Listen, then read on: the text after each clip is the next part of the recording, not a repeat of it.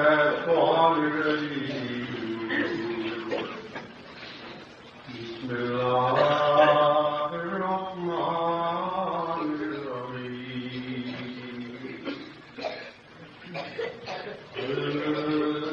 الحمد لله رب العالمين الرحمن الرحيم مالك يوم الدين إياك نعبد وإياك نستعين اهدنا الصراط المستقيم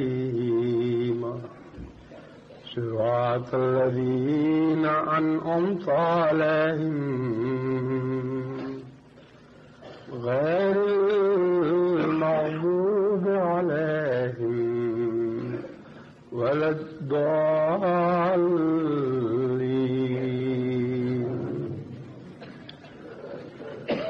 اللہ تعالیٰ کی فضل کے ساتھ آج یہ چوتھا جمعہ ہے جو مجھے قادیان دارالمان جماعت احمدیہ کے مستقل مرکز میں ادا کرنے کی توفیق عطا ہو رہی ہے. یہ جلسہ جو 100 سال کے بعد حضرت اقدس مسیح موعود علیہ السلام کے اس جلسے کی یاد لے کر آیا تھا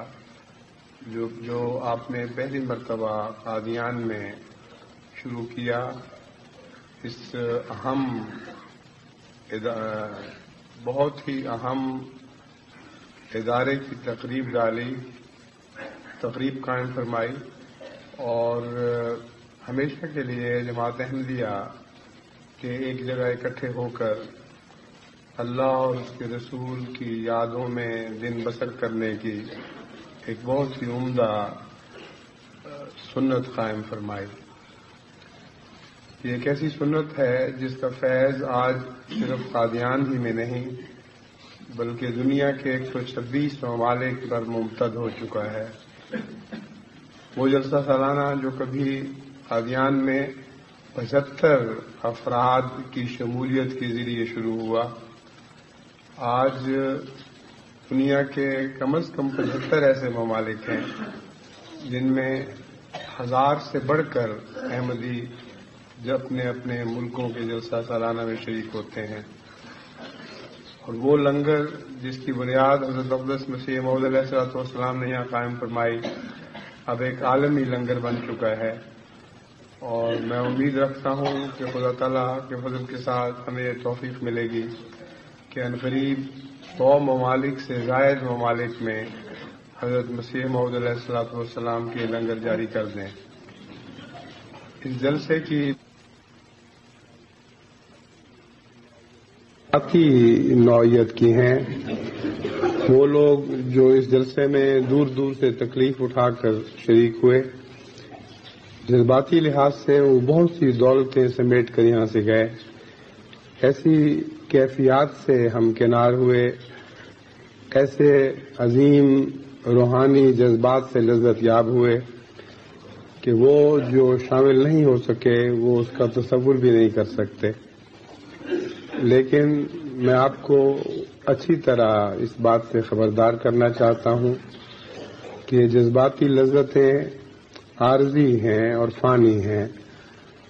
اور چند دلوں اور چند سینوں سے تعلق رکھنے والی لذتیں ہیں. در حقیقت یہ جلسہ اسی وقت اور انہی معنوں میں متبرک ثابت ہوگا اگر ہم اس کا فیض آئندہ صدی تک ممتد کر دیں اور آئندہ 100 سال کے بعد ہونے والا جلسہ آپ کی آج کی قربانیوں اور آج کی محنتوں اور آج کی کوششوں کے پھل کھائے اور آپ پر ہمیشہ سلام بھیجے. یہ وہ فرق ہے جو ہر 100 سال کے بعد پیدا ہونا ہے اور ہر 100 سال کے اندر جماعت احمدیہ نے جو قربانیاں پیش کرنی ہیں 100 سال کے بعد جب ہم مڑ کر دیکھتے ہیں یا دیکھیں گے تو اس وقت ہمیں نظر آئے گا کہ ہم سے پہلوں نے ہمارے لیے کیا پیچھے چھوڑا. اس نقطہ نگاہ سے نئی صدی کا ایک اور رنگ میں آغاز ہوا ہے، یعنی جلسہ سالانہ کے 100 سال منانے کی وجہ سے، اور میں امید رکھتا ہوں کہ اس پیغام کی اہمیت کو آپ اچھی طرح سمجھیں گے۔ بہت سے مخلصین جذبات کی رو میں بہہ کر یہ سمجھنے لگے ہیں کہ قادیان واپسی کے سامان ہو چکے ہیں اور وہ دن قریب ہیں۔ یہ جذباتی کیفیات کا پھل تو ہے، لیکن حقیقت شناسی نہیں ہے۔ یہ وہ مضمون ہے جس کی طرف میں آپ کو متوجہ کرنا چاہتا ہوں۔ دنیا میں مذاہب کی تاریخ میں جہاں جہاں بھی ہجرت ہوئی ہے اور واپسی ہوئی ہے، وہاں ہجرت سے واپسی ہمیشہ اس بات کو مشروط رہی کہ پیغام کی فتح ہوئی اور اس دین کو غلبہ نصیب ہوا جس دین کی خاطر بعض مذہبی قوموں کو اپنے وطنوں سے علیحدگی اختیار کرنی پڑی۔ مذہب کی دنیا میں جغرافیائی فتح کی کوئی حیثیت نہیں، اور کسی پہلو سے بھی جغرافیائی فتح کا میں نے مذہب کی تاریخ میں کوئی نشان نہیں دیکھا، مگر جغرافیائی فتح صرف اس جگہ مذکور ہے جہاں پیغام کے غلبے کے ساتھ وہ فتح نصیب ہوئی ہے۔ حقیقت میں قرآن کریم نے اس مضمون کو سورہ نصر میں خوب کھول کر بیان فرما دیا ہے اور ہمیشہ کے لیے ہماری رہنمائی فرما دی کہ اللہ کے نزدیک حقیقی فتح اور حقیقی نصر کیا ہوتی ہے۔ فرمایا اذا جاء نصر اللہ والفتح ورأیت الناس يدخلون فی دین اللہ افواجا فسبح بحمد ربک واستغفرہ انہ کان توابا، کہ جب تو دیکھے کہ اذا جاء نصر اللہ ہے کہ اللہ کی فتح آ گئی، والفتح اور اس کی طرف سے فتح عطا ہوئی، تو کیا نظارہ دیکھے گا؟ یہ نہیں کہ تم فوج در فوج علاقوں کو فتح کرتے ہوئے دندناتے ہوئے ان علاقوں پر قبضہ کر لو گے، بلکہ یہ نظارہ تم دیکھو گے کہ فوج در فوج وہ جو تم اس سے پہلے تمہارے غیر تھے، جو اس سے پہلے تم سے دشمنی رکھتے تھے، وہ اللہ کے دین میں داخل ہو رہے ہیں۔ گویا دین میں فوج در فوج داخل ہونے کا نام فتح ہے، نہ کہ غیر لوگوں کے علاقے میں فوج در فوج داخل ہونے کا نام فتح ہے۔ پس فتح کا جو اسلامی تصور اور دائمی تصور جس میں کوئی تبدیلی نہیں ہے، قرآن کریم کی صورت نے پیش فرمایا، یہی وہ تصور ہے جو حقیقی ہے، دائمی ہے، جو خدا کے نزدیک معنی رکھتا ہے۔ اس کے سوا باقی سب تصورات انسانی جذبات سے تعلق رکھنے والی باتیں ہیں جن کی کوئی حقیقت نہیں۔ بس اگر جماعت احمدیہ چاہتی ہے اور واقعتاً تمام دنیا کی جماعت یہ چاہتی ہے کہ قادیان دائمی مرکز سلسلہ میں واپسی ہو، تو ایسے نہیں ہوگی کہ تمام علاقہ تو احمدیت سے غافل اور دور رہا ہو اور تمام علاقہ اسلام سے نابلد اور ناواقف رہے، اور ہم میں سے چند لوگ واپس آ کر یہاں بیٹھ رہے ہیں۔ اس کا نام قرآنی اصطلاح میں نصرت اور فتح نہیں ہے۔ اس لیے اگر کسی دل میں یہ وہم پیدا ہوا ہے تو اس وہم کو دل سے نکال دے۔ پاکستان کے احمدیوں کے لیے بھی اور ہندوستان کے احمدیوں کے لیے بھی میرا یہ پیغام ہے کہ آپ وہ فتح خدا سے مانگیں، اس نصرت کے طلبگار ہوں جس کا ذکر اس قرآن کریم کی اس چھوٹی سی صورت میں بڑی وضاحت کے ساتھ فرما دیا گیا۔ اذا جاء نصر اللہ والفتح ورأیت الناس يدخلون فی دین اللہ افواجا، کہ دیکھو تمہیں ایک عجیب اور عظیم فتح عطا ہونے والی ہے۔ تم لوگوں کے گھروں پر جا کے قبضہ نہیں کرو گے، تم لوگوں کے ممالک اور وطنوں پر جا کر فتح اور کے نعرے نہیں بجاؤ گے، بلکہ فوج در فوج لوگ تمہارے دین میں داخل ہوں گے، اور یہی وہ فتح ہے، یہی وہ نصرت ہے جو خدا کے نزدیک کوئی قیمت اور معنی رکھتی ہے۔ بس خصوصیت کے ساتھ ہندوستان اور پاکستان کے احمدیوں کے لیے ایک بہت بڑا چیلنج بھی ہے، ایک بہت بڑی ذمہ داری بھی ہے، جسے سمجھنا اور قبول کرنا آج کے وقت کا تقاضا ہے۔ آئندہ 100 سال محنت کے لیے تیار ہونا پڑے گا اور محنت کا آغاز کرنا ہوگا، ایسی محنت جس کے نتیجے میں روحانی انقلابات برپا ہونے شروع ہوں، پاکستان میں بھی اور ہندوستان میں بھی کثرت کے ساتھ احمدیت یعنی حقیقی اسلام کا پیغام پھیلے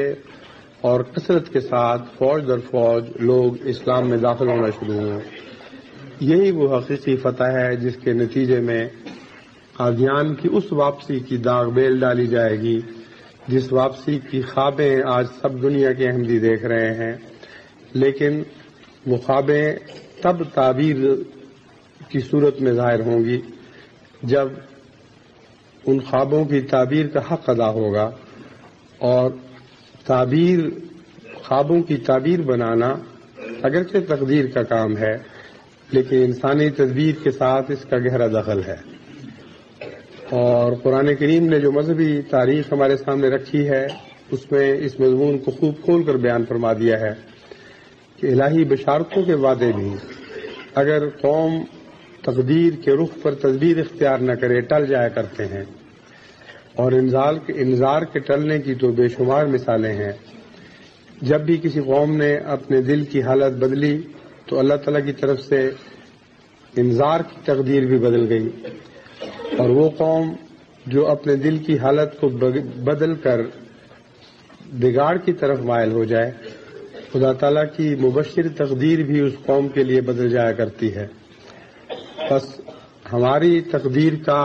ہماری اس تدبیر سے گہرا تعلق ہے جو اعمال صالحہ کے نتیجے میں رونما ہوتی ہے، اور جس کے نتیجے میں اللہ تعالیٰ کے فضل کا پانی آسمان سے برستا ہے۔ بس میں ایک دفعہ پھر جماعت ہائے احمدیہ ہندوستان اور جماعت ہائے احمدیہ پاکستان کو خصوصیت سے نصیحت کرتا ہوں کہ ایک جھرجھری لے کر بیدار ہو جائیں۔ آپ کے اندر وہ صلاحیتیں موجود ہیں جو انقلاب برپا کرنے والی صلاحیتیں ہوا کرتی ہیں۔ آپ جیسی اور کوئی قوم دنیا میں موجود نہیں۔ آپ وہ ہیں جنہوں نے سرتاپا اپنے آپ کو خدا کے حضور پیش کر رکھا ہے اور اس دنیا سے میں رہتے ہوئے اس دنیا سے الگ زندگی بسر کر رہے ہیں، ہر قسم کی تکالیف اور دکھوں کو برداشت کرتے ہوئے توحید اور حق کے ساتھ چمٹے ہوئے ہیں، اور ان لوگوں میں شامل ہیں جن کے متعلق قرآن کریم فرماتا ہے کہ وہ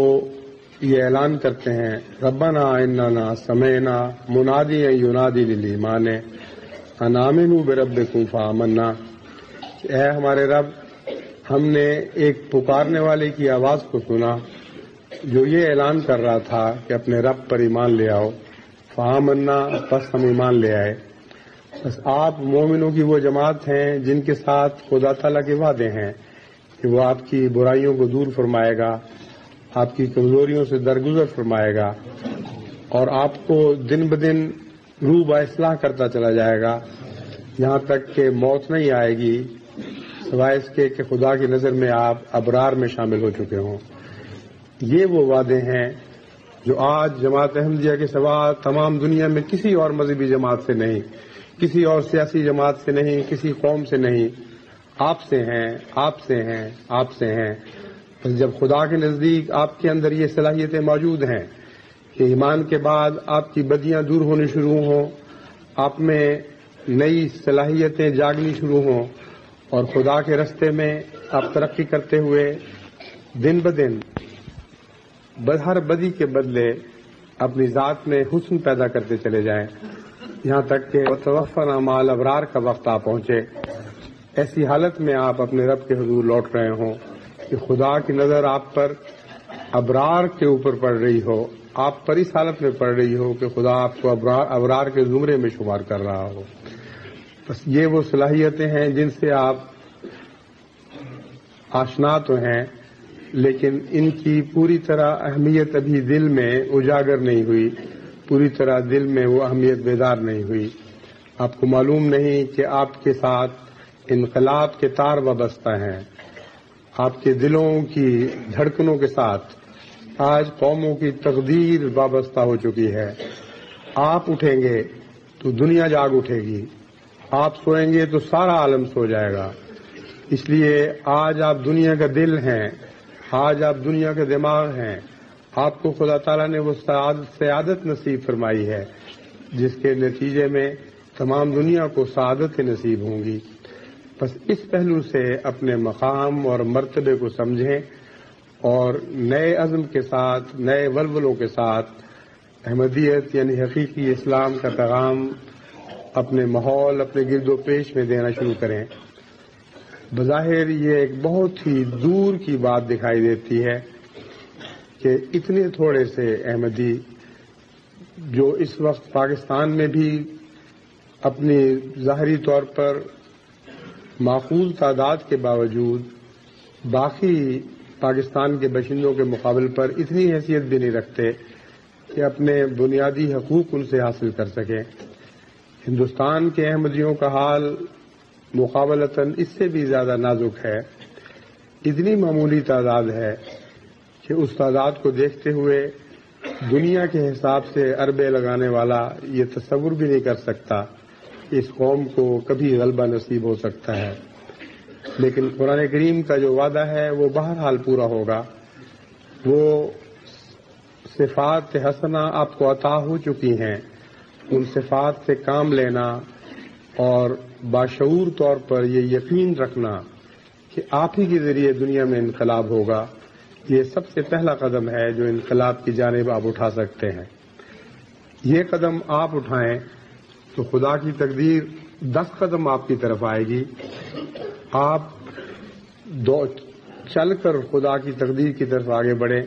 تو خدا کی تقدیر دوڑ کر آپ کی طرف آئے گی۔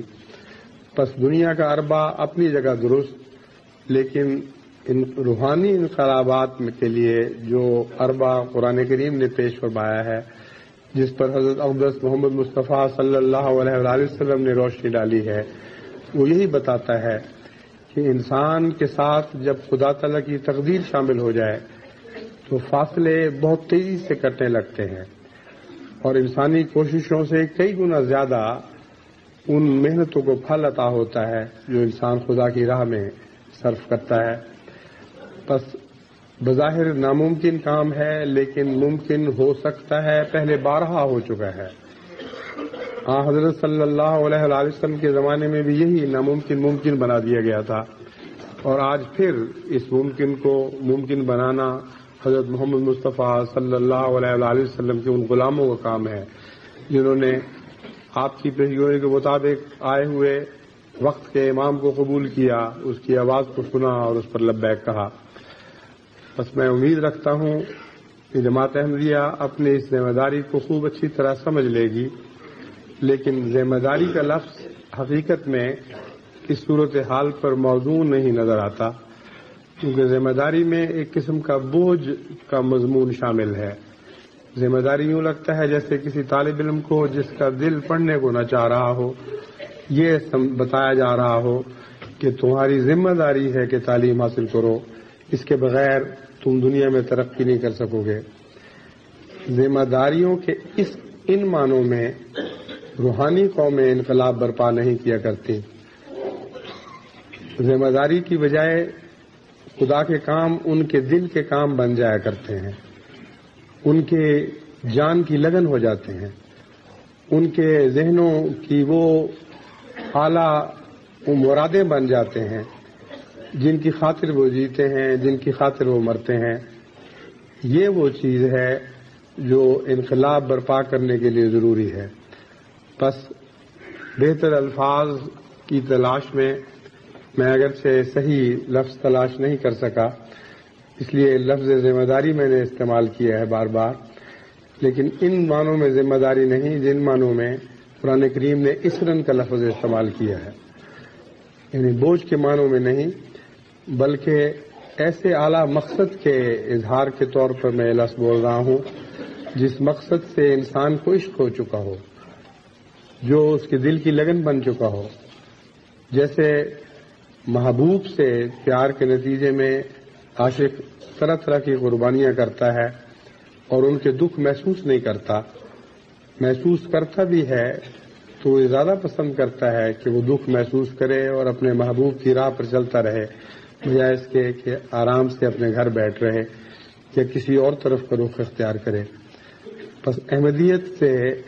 ان معنوں میں حقیقی پیار ہونا ضروری ہے۔ احمدیت کا پیغام آپ کے دلوں کی آرزو بن جائے، آپ کی امنگیں ہو جائے، آپ کی تمنائیں بن جائے، وہ خوابیں بن جائے جس میں آپ بستے رہیں۔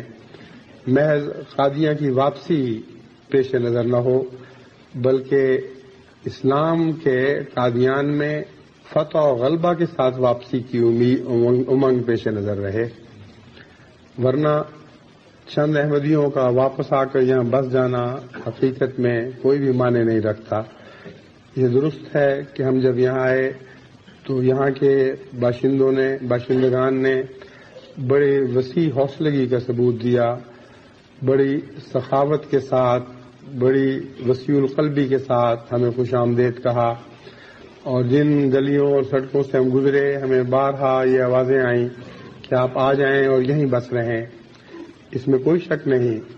کہ ان کے حسن اخلاق پر یہ بات روشنی ڈالنے والی تھی،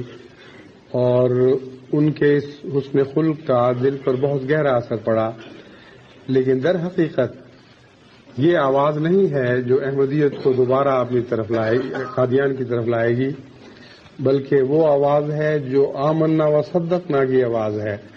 وہ ان گلیوں سے اٹھنے لگے، وہ اس ماحول سے اٹھنے لگے، اور کثرت کے ساتھ حضرت مسیح موعود علیہ الصلوۃ والسلام کے ماننے والے، آپ کو حق جاننے والے، آپ کو حق پرست سمجھنے والے یہاں پیدا ہوں،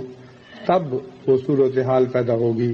کہ احمدیت فتح و غلبہ کے ساتھ اپنے وطن کو واپس لوٹے گی۔ اس وقت تک جو بھی خدا کی تقدیر ظاہر ہو، ہم نہیں جانتے کہ کس طرح ظاہر ہوگی اور کب ظاہر ہوگی، ہم اس پر راضی ہیں۔ اور جو بھائی ہمارے قربانی دینے والے ایک لمبے عرصے سے ان مقدس مقامات کی حفاظت کر رہے ہیں، ہم ان کے دل کی گہرائیوں سے ممنون ہیں، اور ان کو یقین دلاتے ہیں کہ دنیا میں جہاں کہیں بھی احمدی بستا ہے وہ آپ کی قدر کرتا ہے، آپ کو عزت اور محبت کی نگاہ سے دیکھتا ہے۔ اگر ہم سے پیچھے کوئی غفلت ہوئی آپ کے حقوق ادا کرنے میں، تو میں اقرار کرتا ہوں کہ ہم ان غفلتوں سے غفلتوں کے نتیجے میں اپنے خدا سے معافی مانگتے ہوئے ہر قسم کی تلافی کی کوشش کریں گے۔ قادیان کی واپسی جب بھی ہو، اس سے پہلے لازم ہے کہ یہاں آپ کی عزت اور آپ کے وقار کو بحال کیا جائے، تاکہ آپ سربلندی کے ساتھ ان گلیوں میں پھر سکیں، آپ کو کوئی احساس محرومی نہ رہے۔ اس لیے میں نے یہ فیصلہ کیا ہے، اللہ کی تقدیر سے امید رکھتا ہوں کہ مجھے توفیق بخشے گا کہ اس فیصلے پر عمل درآمد کر کے دکھاؤں کہ قادیان کی درویشوں کی دنیا اور آخرت کے لیے جو کچھ بھی بہتری کے سامان ہو سکتے ہیں، ہم ضرور وہ سامان پورا کریں گے، اور انشاءاللہ تعالی واپسی سے پہلے وہ حالات پیدا کرنے کی کوشش کریں گے جن کے نتیجے میں آپ پورے نفس کی عزت اور احترام کے ساتھ سر بلند کرتے ہوئے ان گلیوں میں پھریں، اور پھر ہمیں خوش آمدید کہیں، اور پھر ہمیں اس طرح بلائیں جس طرح ایک معزز میزبان اپنے مہمان کو بلاتا ہے۔ خدا کرے کہ وہ دن جلد آئیں۔ ہم انشاءاللہ تعالی 2-3 دن جو بقیہ قادیان میں ہیں، مختلف منصوبے سوچنے اور ان پر عمل درآمد کرنے کے متعلق لائحہ عمل تیار کرنے میں صرف کریں گے، اور انشاءاللہ تعالی جیسا کہ میں نے گزارش کی ہے، قادیان ہی نہیں بلکہ قادیان کی برکت سے، قادیان کے درویشوں کی برکت سے ان منصوبوں کا فیض سارے ہندوستان کی جماعتوں کو پہنچے گا، اور انشاءاللہ دن بدن یہاں کے حالات تبدیل ہونا شروع ہوں گے۔ یہاں کے حالات تبدیل ہوں گے تو پھر آپ ہمیں بلانے کے اہل ثابت ہوں گے۔ خدا کرے کہ جلد ایسا ہو، اور خدا کرے کہ پاکستان کے حالات بھی تبدیل ہوں اور جلد تر تبدیل ہوں۔ اللہ بہتر جانتا ہے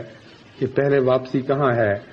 مگر جہاں بھی اس کی انگلی اشارہ کرے گی ہم غلامانہ اس کی پیروی کرتے ہوئے حاضر ہو جائیں گے۔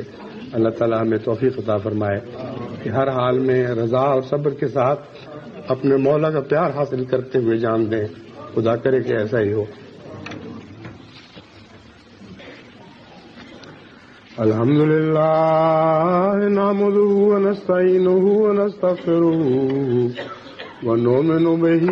ونتوکل علیہ ونعوذ باللہ من شرور انفسنا ومن سیئات اعمالنا ونعوذ باللہ من شرور انفسنا ومن سیئات اعمالنا من يهده الله فلا مضل له ومن يضلله فلا هادي له ونشهد أن لا إله إلا الله